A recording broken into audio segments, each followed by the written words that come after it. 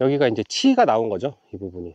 치가 나오고, 이게 성벽이 이렇게 쭉 이어지고, 저쪽에도 치가 있고, 이쪽에도 치가 있고, 이게 한 50m 정도 될 거예요. 그래서 이 치들이 보입니다.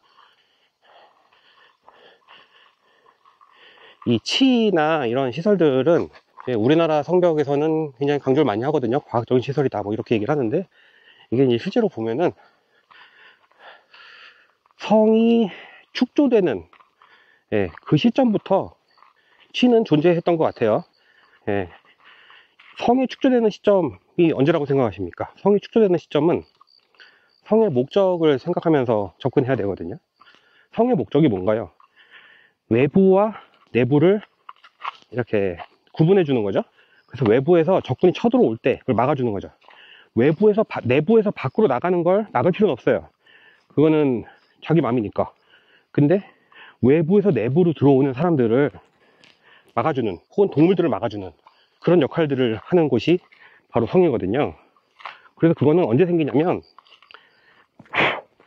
외부의 침입을 막고자 하는 무엇이 있을 때 이제 시작이 됩니다. 근데 외부에서 침입하는 것을 무엇을 막느냐? 바로 그 전쟁이 시작되는 거죠. 동물을 막기도 하지만, 동물을 막기 위해서는 울타리 정도면 되는데, 사람을 막으려면은 높은 성이 필요하지 않습니까? 그리고 복잡한 구조물이 필요하죠.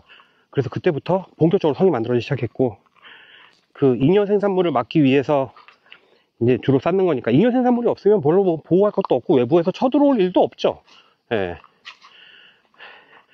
그 잉여 생산물을 보호하기 위해서 성들이 만들어지는 시기, 즉 우리나라로 치면은 청동기 시대, 청동기 시대가 되면서 외부로부터의 유입을 막기 위해서 이제 성들이 만들어지는데, 그 시기가 언제냐?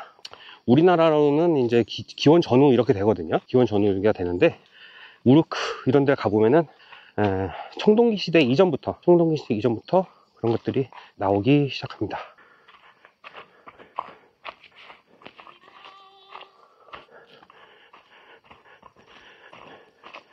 등산객이 한 분 계시네.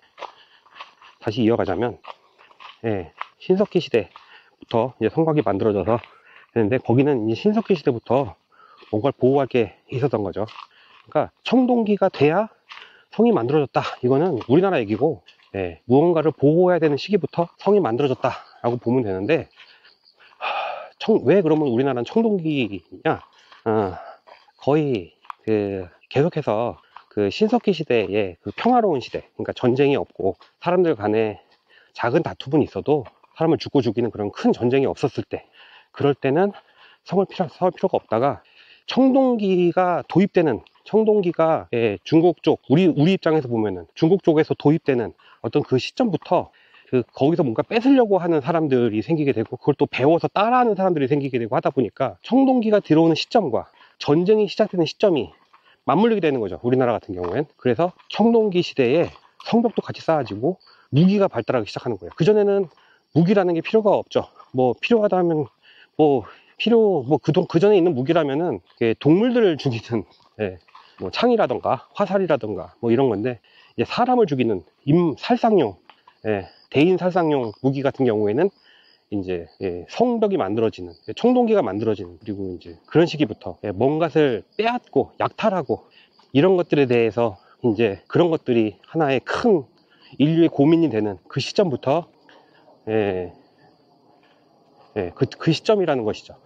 그래서 청동기 시대에 방어시설도 만들어지고 성도 만들어지고 대인살상용 무기도 만들어지고 그런 겁니다.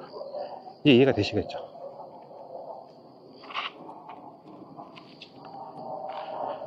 그렇다면 신석기 시대에 대해서는 우리가 어떻게 이해해야 될까요? 신석기 시대에 대해서는 원래 우리가 게더링 앤 헌팅, 그러니까 수렵 채집을 하고 살았었거든요. 구석시대까지. 뭔가 이게 따먹거나 채집하거나 이러면서 살았단 말입니다. 근데 뭔가 따먹거나 하려면은 한 군데 오래 머무를 수가 없어요. 머무르면 안 되죠. 계속해서 이제 따먹어야 되는데, 아니면은 그 동네에 먹을 게 되게 풍부해야 돼. 그래서 어디 이사 가지 않아도 동네에서 계속 정착하면서 먹을 수 있는 뭐 사계절 먹을 게 풍족하고 이러면 좋겠죠. 근데 대부분 수렵채집 지금도 이제 자기가 농사 안 짓고 이제 유목하시는 분들 보면은 이동하면서 살지 않습니까? 그렇게 이동을 하면서 살 수밖에 없어요. 좀 더 풍부한 데를 찾아서. 그래서 이동해 가면서 이렇게 살다가 신석기 시대가 되면서 이제 한 곳에 머무르기 시작하죠.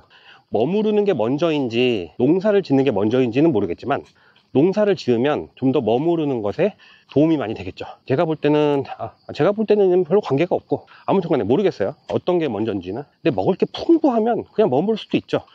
근데 먹을 게 그렇게 풍부하진 않아도 오랫동안 머물고 싶다는 욕구가 있으면 농사를 짓는 거죠. 그래서 뭔가 씨를 뿌리면 장분이 자란다는 것을 깨닫게 되고, 그 다음에 동물들을, 가축을 키우면은 걔네가 크면 또 잡아먹을 수 있다는 이제 그런 것들이 생겨나면 한 곳에 오래 머무르게 되죠. 그것이 바로 신석기 혁명이 되는 거예요. 신석기 혁명이 되는 것이고, 그 신석기 혁명이 시작되면서부터는 한 곳에 머무르게 되니까 살림살이를 갖추게 되죠. 그 전에는 살림이라는 거를 만들질 않아요. 왜냐면은 맨날 이동해야 되는데 그걸 언제 싣고 다닙니까? 우리 또 이삿짐 싸는 거 너무 힘들잖아요. 근데 그 시기가 되면 이제 막 이삿짐 같은 걸 막 싸기 시작해요. 그래서 그 이삿짐을 푸는 거죠. 그래서 막 토기도 만들고 막 갈돌도 만들고 갈판도 만들고 그런 것들을 막 이렇게 하게 되는 거죠. 그래가지고 살림살이들이 많이 늘어나요. 그리고 집도 작게 만들어야 관리하기도 편하지만 크게 만들기 시작합니다. 그래서 그런 집들을 막 이렇게 크게도 만들고, 그러니까 전체적으로 머무르는 여건을 막 만들게 되죠. 그러다 보니까 잉여 생산물이 생겨나게 되는 거고, 그 잉여 생산을 빼앗는 그 시점이 되면 청동기가 나오는 거지. 등산객이 꽤 있네. 그러니까 저쪽으로 해서 돌아가시나 보다. 등산객들은 많으신가 본데요. 하긴 오늘 공휴일이지. 공휴일이니까 뭐 더 그렇겠네. 아무튼 그래서 신석기 시대 잉여 생산물이 생각나고, 그 잉여 생산물이 생산하기 시작하면서 사람들이 그걸 빼앗기 위한 쟁탈전이 시작되고, 또 그거를 내가 좀 보호해 줄게 하면서 지도자도 생각나게 되고, 또 지도자에게 머리 좋은 사람이 있어서 그 사람이 또 전략을 잘 짜주면은 또 보호도 잘 해주고, 그러면서 국가 체계가 생기기 시작하고 그런 거죠. 그래서 처음에는 작은 국가들이 생각나다가 나중에는 국가들이 점점점 이제 커지게 되는 거죠.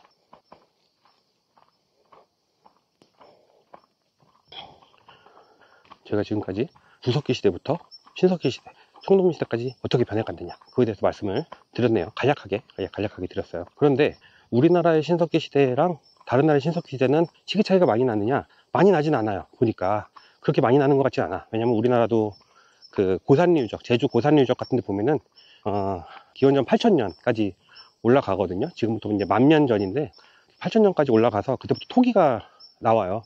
토기가 나온다는 거는 거기 이제 계속 머물렀다는 거거든요. 살기도 좋고, 그리고 집자리도 나오고, 그러니까 굉장히 오래전부터 사람들이 살았었던 흔적이 나타나는 건데, 지금 뭐 시리아라던가 튀르키예 같은 데서 발견되는 뭐 엄청 오래된 유적들, 뭐 텔 캐라멜이라던가 갑자기 단어가 생각이 안 나냐.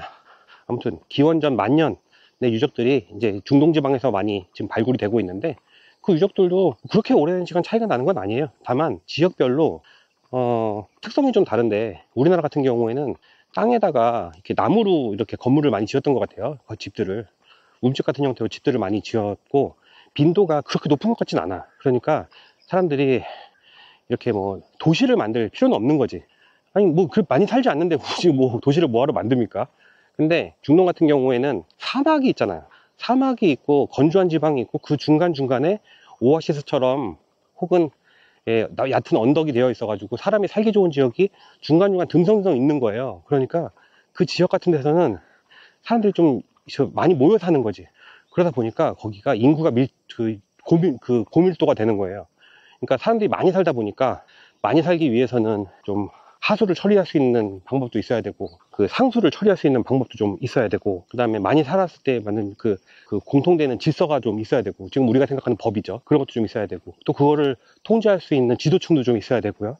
그걸 관리할 수 있는 관리도 좀 있어야 되는 거예요. 그래서 훨씬 더 치밀해지기 시작하죠. 근데 그게 중동이 훨씬 빠른 거예요. 우리나라는 다른 지역에 비해서, 우리나라를 포함한 전 세계의 모든 다른 지역에 비해서. 그래서 중동 지역이 세계에서 제일 빠르고, 중동 지역과 큰 차이 없이 빠른 지역이 바로 이제 그리고 이집트랑 중동이 사실 알고 보면 그렇게 멀지도 않아요. 전 세계 세계지도 놓고 보면은 그렇게 멀지도 않아요. 뭐 가까운 거리는 아니지만 그렇다고 먼 거리도 아니다. 당시에 그 교역했었던 당시 두 양국께서 다양하게 교류하고 가끔은 싸우기도 하고 어쨌든 협력하기도 했었던 기록이 너무나 수없이 많이 나오고, 거의 그 고구려와 중국처럼 이렇게 왔다 갔다 하는 지역이었기 때문에 예, 그 지역이 가장 먼저 문명이 발달을 시작했다. 그래서 4대 문명 해가지고 뭐 거기 메소포타미아 문명, 이집트 문명, 황하 문명, 인더스 문명 이렇게 얘기하지 않습니까? 그 중에서 메소포타미아, 이집트 문명이 엄청 빠르고, 예, 그만큼 이제 밀도가 집중되기 시작하니까요. 그 다음에 이제 뭐 인더스랑 황하 문명이 이제 발생하는, 예, 그런 모양이 되는 것이죠.